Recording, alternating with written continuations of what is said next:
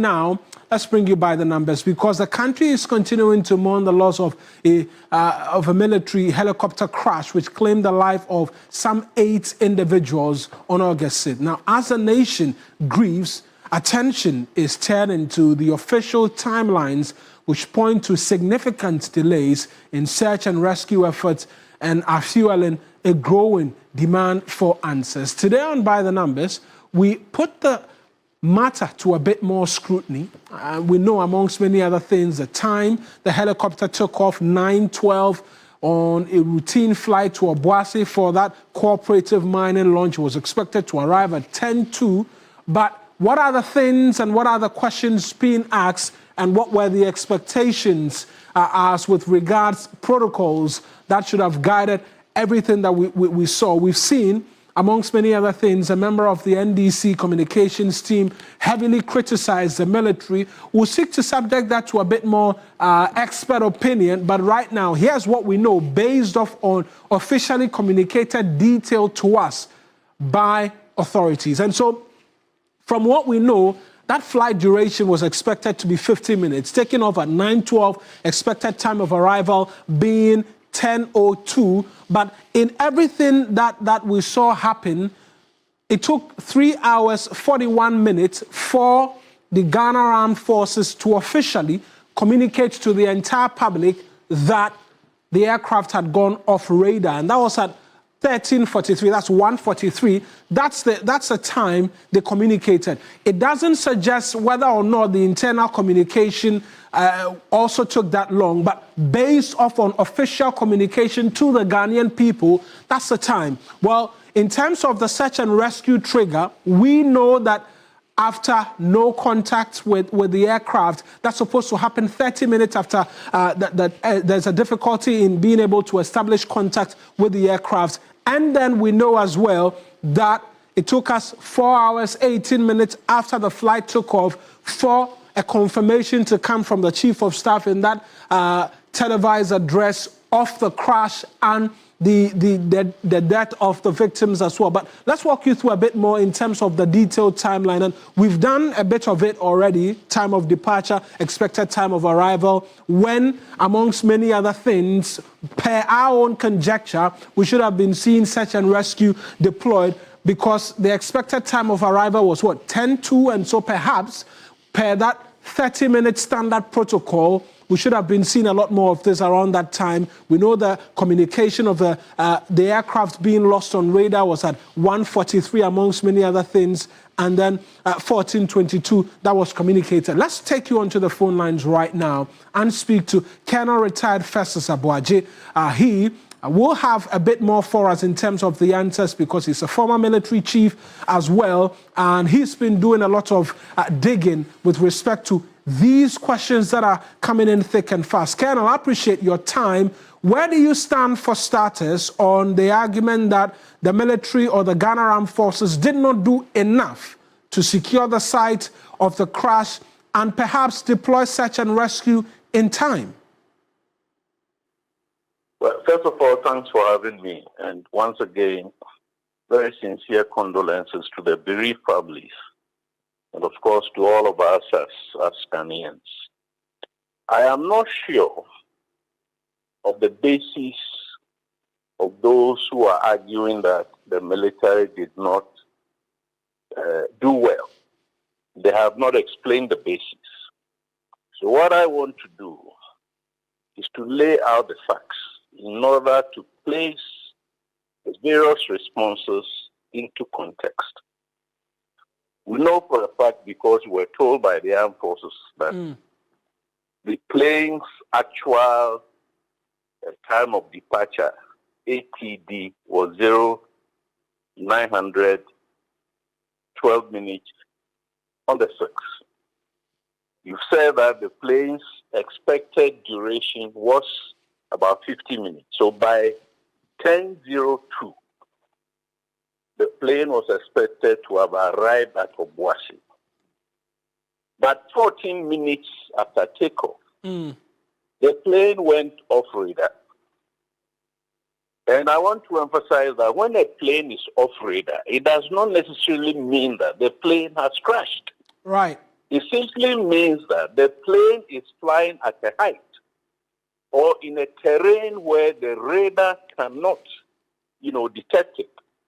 Anywhere between 1,000 feet up to 3,000 feet, or maybe under 1,000 feet. Radars cannot reach, the helicopter. Right. It didn't mean that the plane crashed 14 minutes after 14 takeoff. minutes after takeoff. Right. No. That would have been somewhere in the Achim area. But we know now that the plane crashed in the Dampier rainforest, which is very close in the Adansi area to Obuasi. So, procedurally, after 10:02, you give 30 minutes, which is the first indicating that you have not found the aircraft. You cannot contact it. That's 10:32. Right. Then another 30 minutes, making 1 hour, 11:02.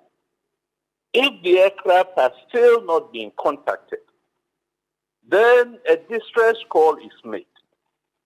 So materially, any substantive response, whether from the Air Force, whether from the Army in Kumasi, or anybody at all, would have been triggered after 11:02. Now, let's see some of the things that happened after the response or after the triggering of the distress. Right, Ken, we'll come to what happened after the triggering of the response, but there are a number of questions people are asking that when the aircraft went off radar after, was it 14 minutes of takeoff, was there communication still? Because it suggests from the conversation we're having, it suggests you have some more detail which we do not have as the public. Was there communication still between the Z9 and control towers even after going off radar? And what is the protocol if there is no communication with the aircraft after going off radar? So the investigation team, preliminary investigation team, has not come out to tell us any details. What I know is that technically, the Z9 helicopters do not have what we call ELT, emergency locating transmitters. They don't have that device. But the Z9s have 2 sets of radios. The VHF that can enable or enables the helicopter to talk to Accra, especially civil aviation. Right. And then the HF, which is, low frequency and so on. Now, I am not in a position to tell whether the pilot used these other means of communication to talk to either Accra or talk to Kumasi or talk to Obuasi.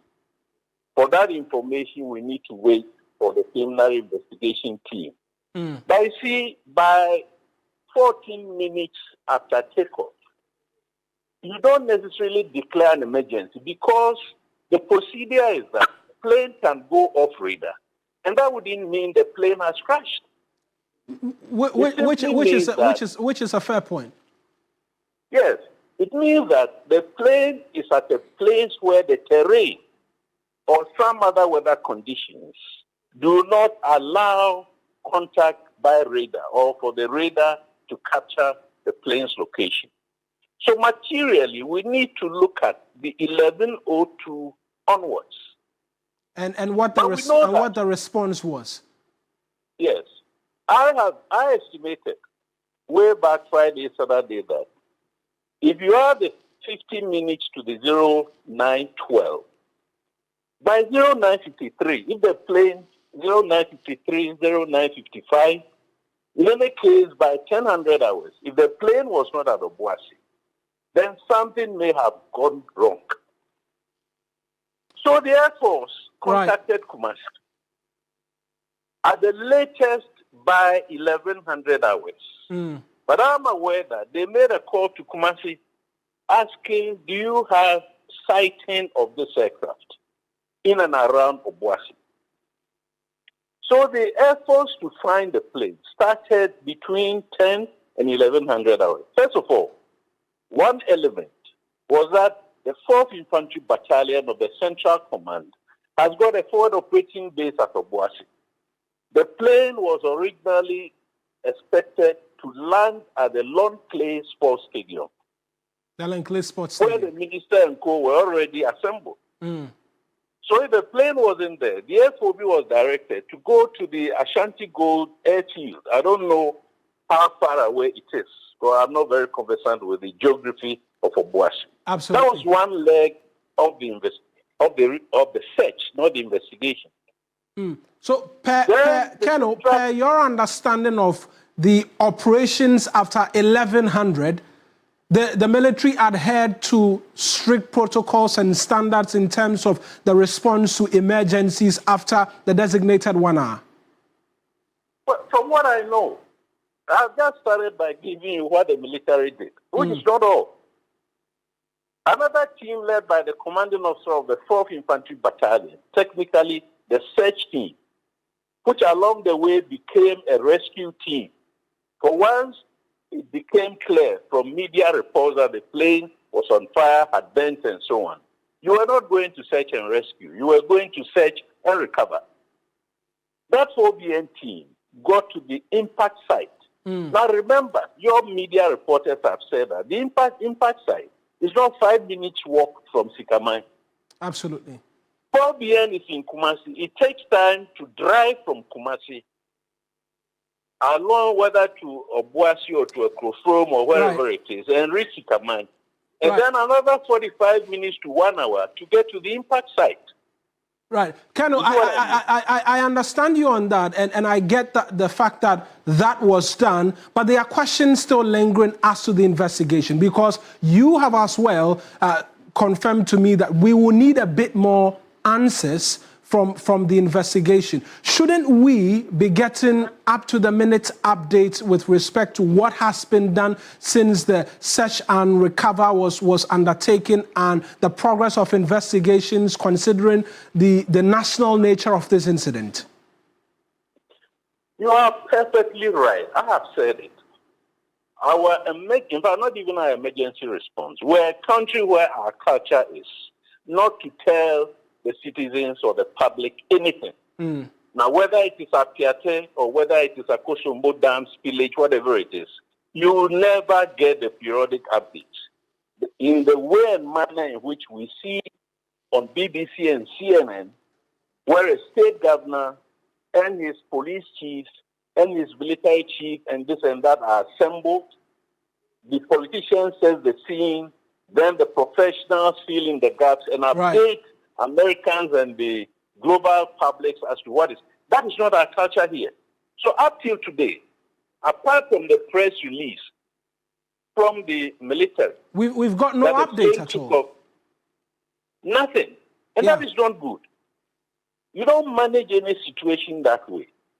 You see, all that you are supposed to put out are the facts. For instance, the misinformation about the military didn't fly an aircraft, which I made myself on Newsfile on Saturday, only to get to know that the next helicopter that we have, which is the Mi-17 Russian, is based at Tamale for Baku crisis duties.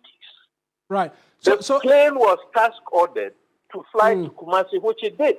Right. So, Colonel, should we be expecting that they should be addressing us, the military, because there are even questions about the airworthiness of this Z9 helicopter, considering there's been reports that it had to do a number of emergency landings in the past? I didn't hear you very well on that. But what way you and I know is that if the media needs information, let them get to the armed forces, or let them get to the Ministry of Communication, our good friend Okosu-Kwakye and so on. Right. You see, none of us has the right to, to make wrong assumptions and then speculate as to what happened. And this morning I was a bit concerned about some of the statements being made on certain media platforms, which were falsehoods. You cannot accuse the armed forces of not having done enough. Right. If you are not able to piece all the activities that they conducted together in order to determine where they were slow, where they were not slow. Yesterday I said a second helicopter should have been deployed for an aerial search and rescue. I didn't know at the time that the MI-17 had flown to Accra, sorry, Kumasi. But by the time it could take off in the air, it was clear that the plane, the site had been found, and the bodies were charred and so on. So there was no need for a rescue. Colonel, I appreciate you. Simply, yes. I appreciate your thoughts and your perspectives that you've brought to the conversation this afternoon. Unfortunately, we'll have to end it here for the sake of time. That's Colonel Retired Festus Aboagye speaking to us this afternoon.